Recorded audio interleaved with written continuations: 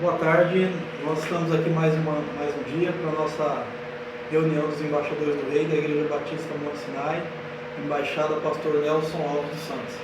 Como todos sabem, nós estamos em quarentena, isolamento social, então a nossa reunião está sendo na nossa casa para depois transmitir aos outros embaixadores, conselheiros, pastores e os irmãos da igreja.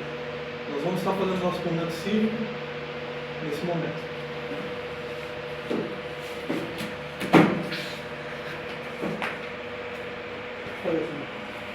Tema: Somos embaixadores por Cristo.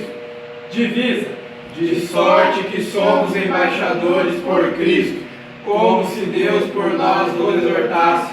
Rogamos, pois, por Cristo, que vos reconcilieis com Deus. Segundo aos Coríntios 5:20. posição para o compromisso.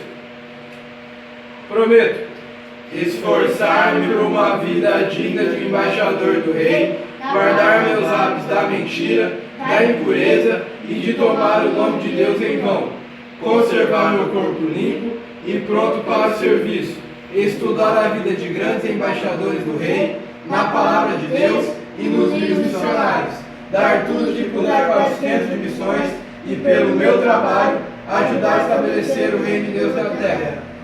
prometo Ser leal a Jesus Cristo, viver para Ele, servi-lo sempre.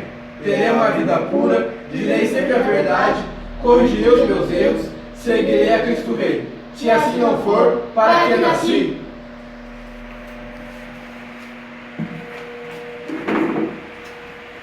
O Vitor vai estar orando para a gente nesse momento. Oremos.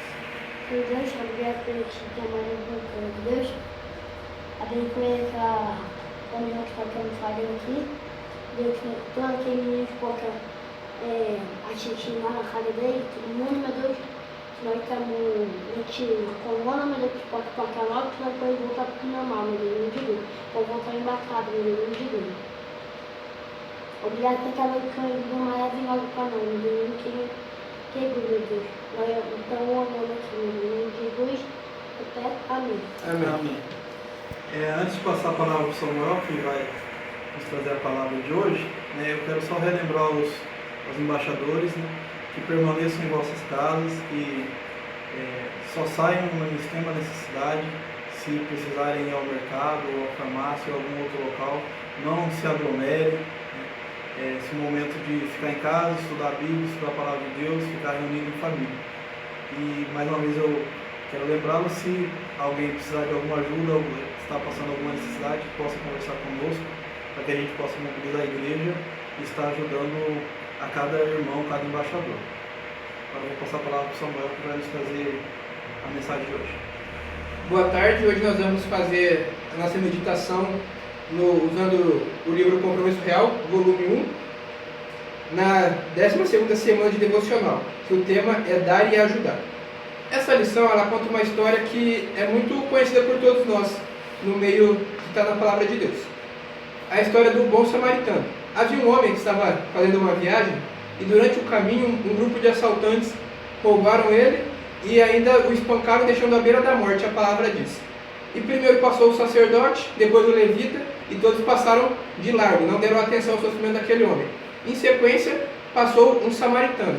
Os samaritanos eram rejeitados pelos israelitas. Era um povo em que havia uma grande rixa entre eles e o povo judeu, considerado o povo de Deus. Então, havia um laço muito grande entre eles. Mas quem ajudou o homem foi o samaritano, que parou, cuidou das feridas dele e o levou ainda a uma estalagem para que os cuidados continuassem e se comprometeu a pagar no momento e, se necessário, pagar os gastos adicionais do dono da estalagem. E aqui eu vou ler o versículo. Qual destes três te parece ter sido próximo do que caiu nas mãos dos assaltantes? O doutor da lei respondeu: aquele que teve misericórdia dele. Então Jesus lhe disse: vai e faz o mesmo. Lucas 10, 36 e 37. Então Jesus nos diz: vai e faz o mesmo. O que a gente pode extrair desse versículo é importantíssimo para a vida de todo cristão.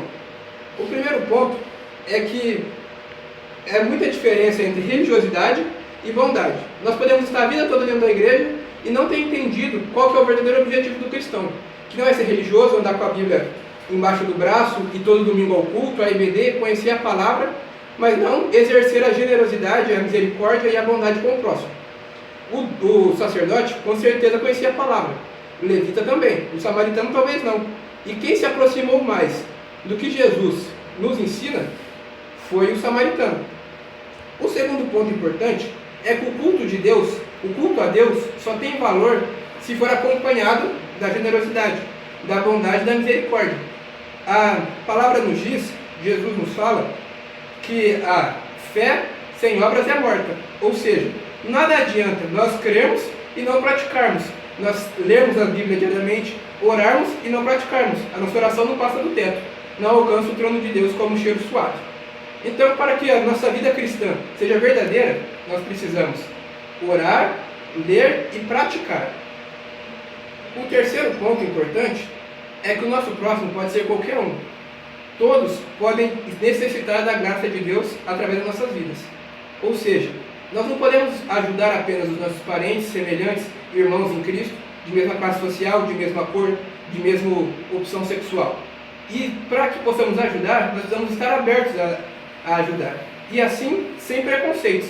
Não tem como ajudar alguém que você odeia. Então nós temos que estar abertos a ajudar o negro, o indígena, o gay, todos aqueles que precisam da nossa ajuda.